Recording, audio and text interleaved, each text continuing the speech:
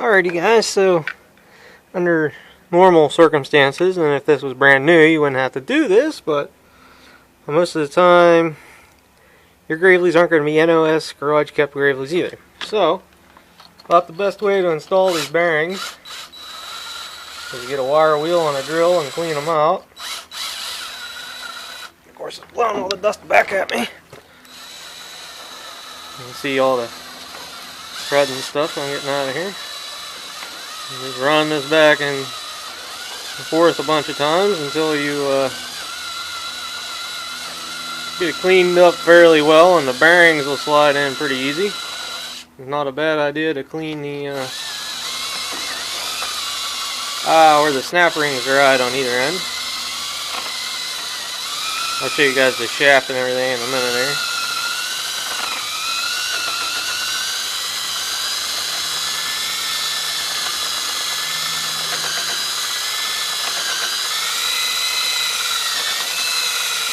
What do you guys think?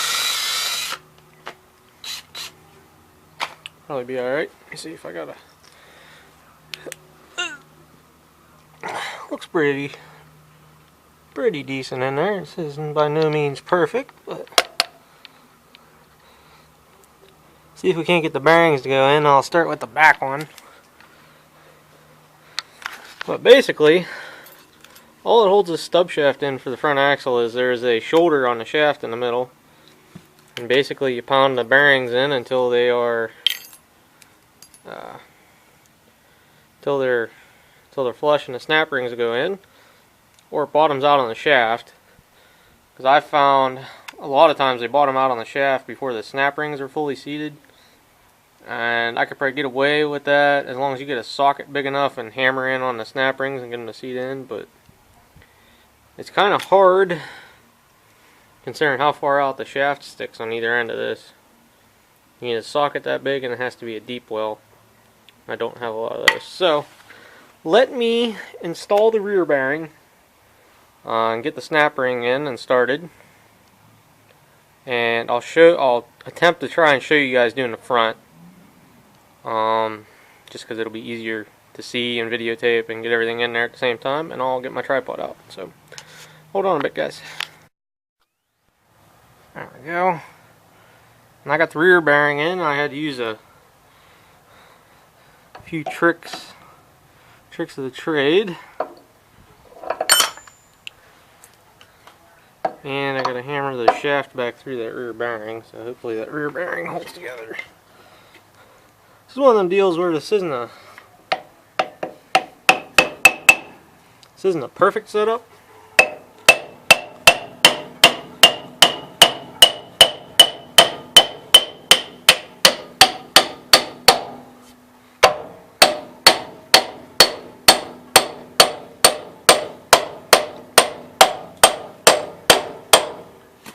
That puts a fair bit of stress on that rear bearing too, the inner race, but what can you do about it?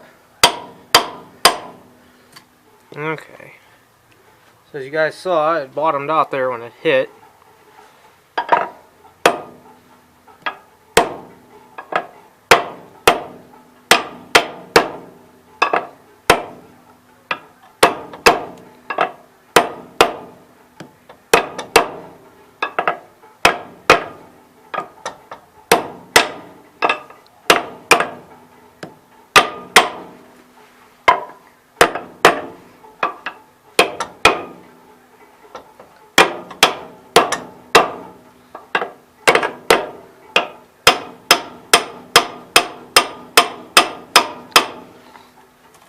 So basically it has to go in about a bearing race and say an 1/8 inch or so. I said if I had a deep well socket that would fit on this side, it'd be a whole lot easier, but I don't. What I could probably do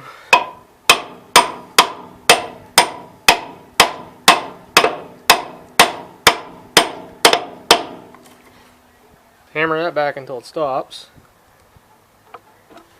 And I might be able to use the socket I have to get this in here partially.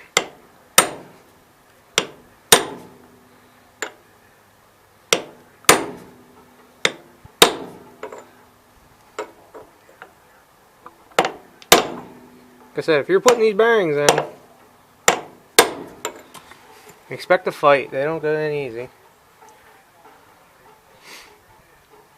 What I'm debating about doing, maybe this will work better, I don't know. Need something to go across the inner and the outer race. I could do it with that, but it'd be a little too thin, I feel. What you need is a real blunt chisel, or I could use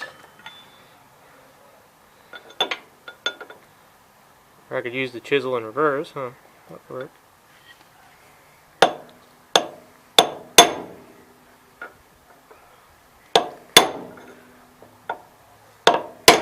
Keep walking them in.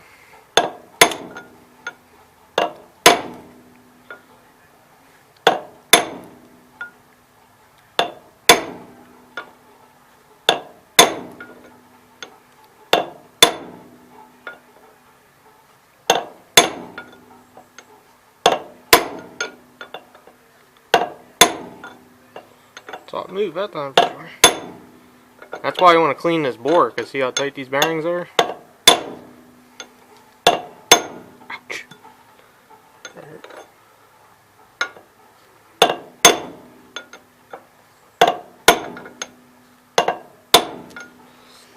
They're pretty tight. Now my hand hurts.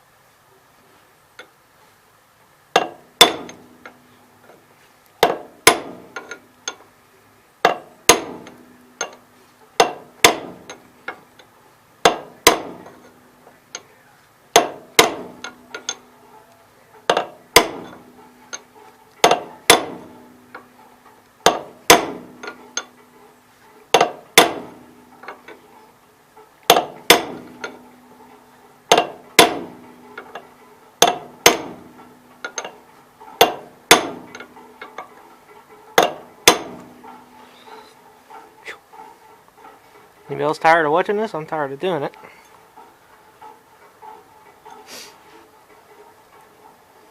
The bearing's still spinning freely yet. It's a little tight. I boogered the seal up a little bit, but it was already boogered up. Probably from the last poor soul that had to drive them in.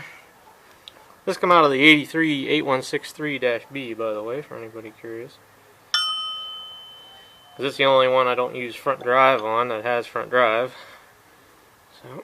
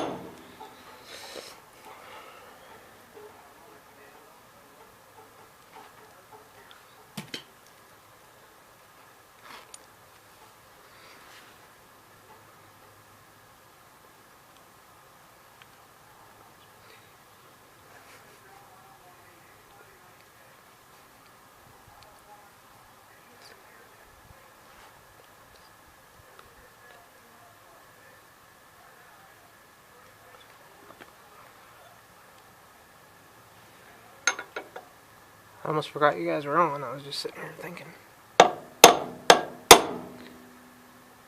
Side's not driven in quite as far as the other side is while I'm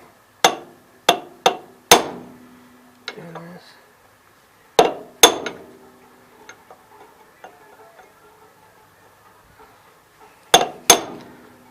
I have had a half notion not to put these snap rings in before, because trust me, it's not going to fall out of there, I don't think. But factory wanted snap rings, so I guess what factory wanted, they'll get.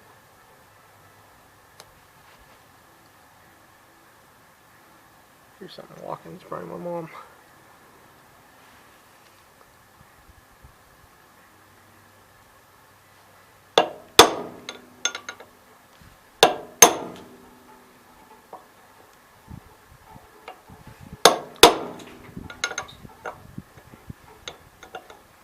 The other thing you can do is once you get in here so far, you can put the snap ring down in, and then that'll help keep you off the seal when you're using the punch to push these in.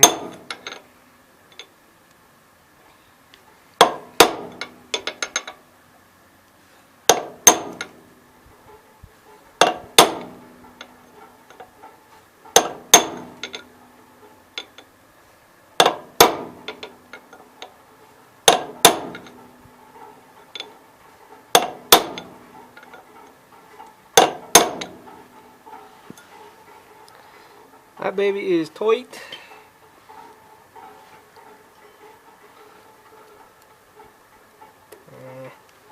Snap ring wouldn't quite sit in there yet. Oh, what a pain. Ogering up my punch a little bit too.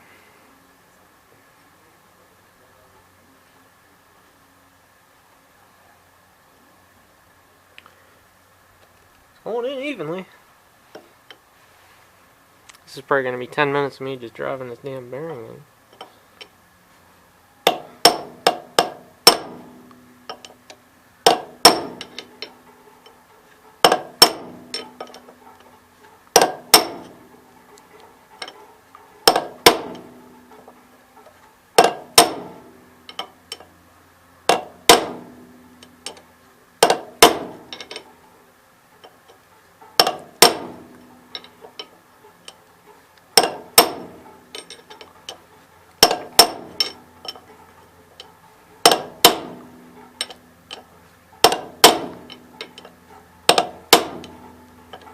Almost got the seal that time. Did you guys see that?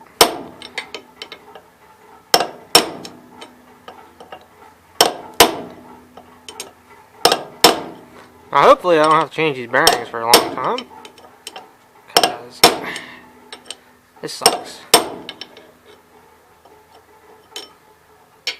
Still turns yet, it's a little tight. I might have to pry this front seal out.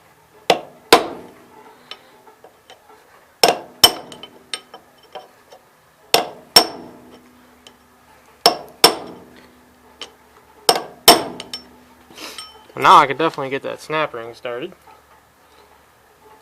In my eyes, on the front axle, there's only one way to put the snap ring in. That is with the holes down. A is because I don't actually have snap ring pliers. I'm using this pair of bent needle nose.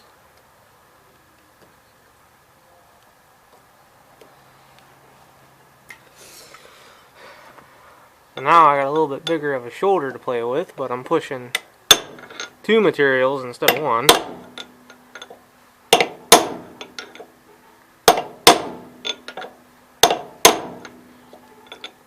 I think that snap ring just went in there. Yep.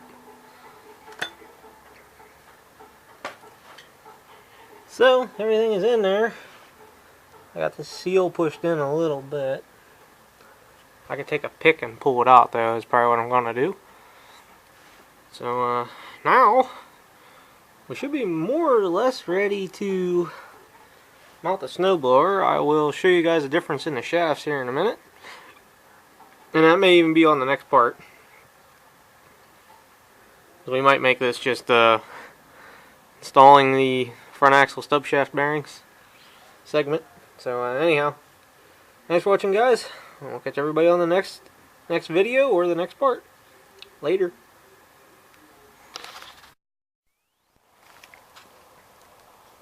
Alrighty, so I'm getting ready to put the 44 on the 16G.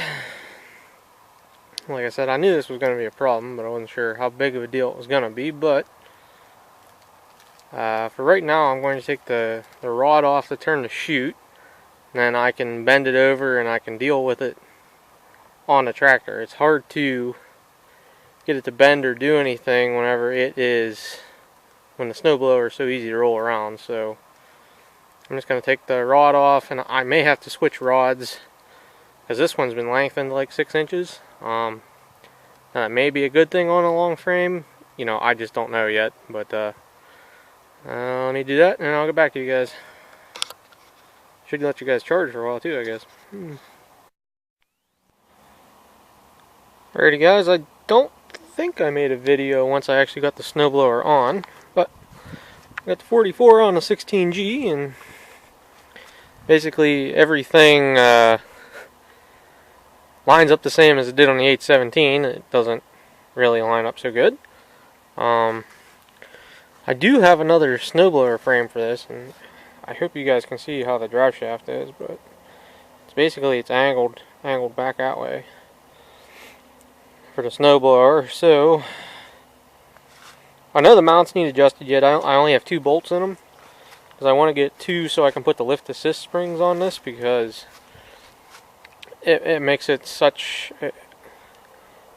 much better with lift assist springs to use a snowblower, because it keeps weight on the front axle, etc., etc. So now as I'm standing here looking at this, I'm seeing, must be the blower housing is twisted or something. I got some things I got to look into and see, because this is going to be my main snowblower, so I don't want it to break and mess up. So okay guys, I'm going to back this in, because everything I need to do is on the front, so there ain't no reason for it to be pulled in that I'm aware of. I guess it could be, it won't hurt either direction here. I'm trying to put a little forethought into this, you know. So anyhow, I'm gonna get it pulled in here or backed in, one of the two, and then we'll we'll go from there. And I won't show you guys just tightening up the bolts, but I gotta take a set of bolts off of the 71 432 there for the lift assist springs. Although I don't have another set of lift assist springs, do I? Only the set that's on 83 and the set that's on the 432, so more or less wasting my time if I do that, you know. But if I put them on there, I can always use them later. Swap them between the 2 snowblowers I'm using. What a pain that is, but you know how it goes. Alright guys, let me get at it.